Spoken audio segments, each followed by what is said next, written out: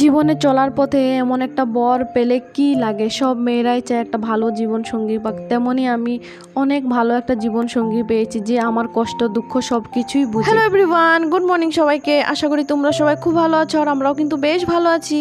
তো দিনটা হচ্ছে রবিবার, সকাল 9টা মতো বাজে। আর আজকে যেহেতু ছুটির দিন, তো সেই জন্য একটু লেট করেই ঘুম থেকে উঠলাম। তো এই জন্য বরমশাই এখানে এসে তাড়াতাড়ি করে ব্রেকফাস্টটা বানিয়ে নিচ্ছিল। আর আমি ঘুম থেকে উঠেই দেখলাম ও কিচেনে চলে এসছে, এসে ব্রেকফাস্ট বানানো শুরু করে দিয়েছে।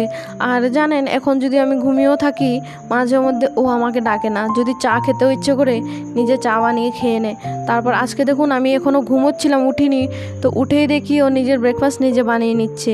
তো অনেক সময় এটা ভালো লাগে দেখে, যে এত কেয়ার করে আমার, যে ঘুমোচ্ছি বলে ডাকলো না, নিজের প্রয়োজনে নিজেরটা করে নিয়ে খেয়ে নিয়েছে। তো সেই রকমই আজকেও করলো, ব্রেড অমলেট বানিয়ে নিয়েছে। আর মনুসোনাটা তো ছুটি পেয়ে একেবারে এত আরামের ঘুম দিয়েছে। যাই হোক, মেয়েটাকে আর সকাল সকাল উঠাই না, যেহেতু রোজ সকালবেলায় উঠে যায়, তো ছুটির দিনটা একটু ওকে ঘুমোতে দিই। আর আজকে বাইরে গিয়ে দেখি অনেকগুলো কুমড়ো ফুল ফুটে রয়েছে, তো সেজন্য তাড়াতাড়ি করে তুলে নিয়ে আসলাম। না হলে একটু দেরি হলেই এত পোকামাকড় এখানে সব ফুলগুলোকে খেয়ে একদম নষ্ট করে দেয়। তো আগামীকালকেও অনেকগুলো ফুল তুলেছিলাম, সেগুলো আমি ফ্রিজে রেখে দিয়েছি।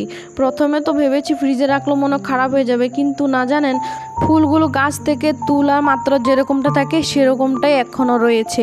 মনেই হবে না কি দেখে এগুলো ফ্রিজে রাখা ছিল। আর স্নানটা সেরে নিয়েছি, স্নানটা সেরে চলে এসেছি রান্নাঘরে আসতে না আসতেই ওই ওয়াশিং মেশিনে একটা মিউজিক বেজে ওঠে। যখনই কাপড় শুকিয়ে যায় বা কাপড় ধোয়া হয়ে যায় তখনই মিউজিকটা বেজে ওঠে। তো শুনতে পেয়ে চলে আসলাম, ভাবলাম না আগে কাপড়গুলো মেলে দিই, যখন শুকিয়ে গেছে তখন মেলে দিয়ে তারপর আবার রান্নাটা বসাবো। তো সেজন্য কাপড়গুলো এখানে নিয়ে নিলাম বের করে।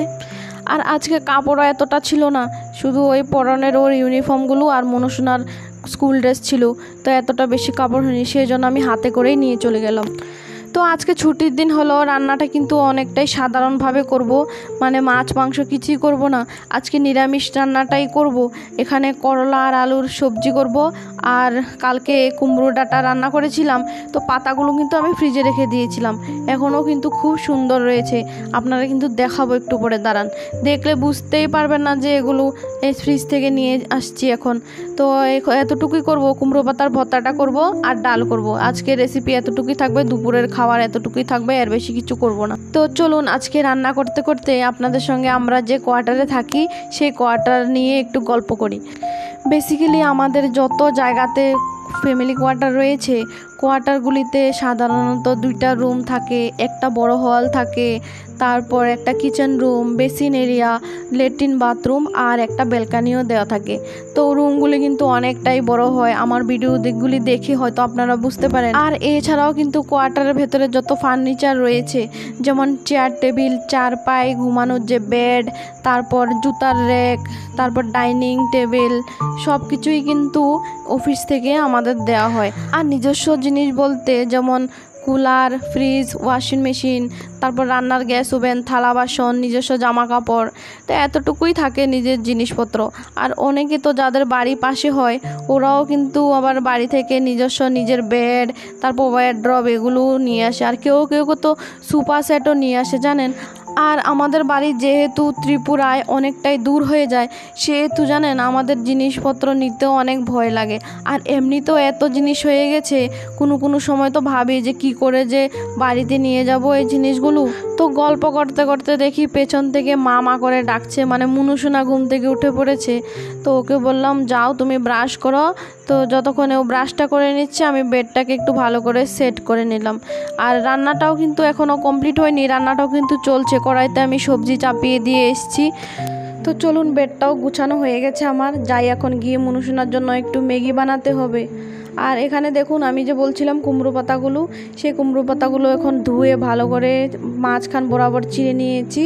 তো দেখুন পাতাগুলো কত সুন্দর রয়েছে। আজকে কুমড়ো ফুলের বড়াটা করব না, ওগুলো ফ্রিজে রেখে দিয়েছি, আরও কয়েকটা ফুল ফুটলে একসঙ্গে করে নেব। আর রান্নাবান্না সম্পূর্ণ কমপ্লিট হয়ে গেছে। তো এখানে ভাত আর কুমড়ো পাতার ভর্তা নিয়ে বসে পড়লাম খাবার খেতে। আর এখানে বরমশাইকেও দিয়ে দিলাম। আর আমি আর আমার বর কিন্তু ভর্তা খেতে অনেক ভালোবাসি, একটু যে কোনো কোনো কিছুরই ভর্তা হলে আমাদের ভাত খাওয়া এমনি হয়ে যায়, কোনো সবজির আর দরকার লাগে না। ওই দিন যাই সবজি রান্না করি, সবজি দিয়ে আর ভাত খাওয়া হয় না, আমাদের ভর্তা দিয়ে একেবারে এক থালা ভাত খাওয়া হয়ে যায়। আর ও বলছিল আজকে ভর্তাটা অনেক স্বাদ হয়েছে, অনেক দারুণ হয়েছে, খেতেও খুব ভালো লাগছে। তো আমাদের দুপুরে খাওয়া দাওয়া শেষ করে এখানে একটা লাল পেয়ারা নিয়ে এসেছিলো। লাল পেয়ারাটা অনেক দিন পরে আজকে কাটলাম, এটা খাবো, তো কেটে নিলাম, এখানে নিয়ে নিলাম প্লেটে। তো চলুন আজকের ভিডিওটা এখানে শেষ করছি, আপনাদের সঙ্গে আবার দেখা হবে অন্য কোনো নতুন ব্লগ ভিডিও নিয়ে। আপনারা ভালো থাকবেন, সুস্থ থাকবেন, টাটা।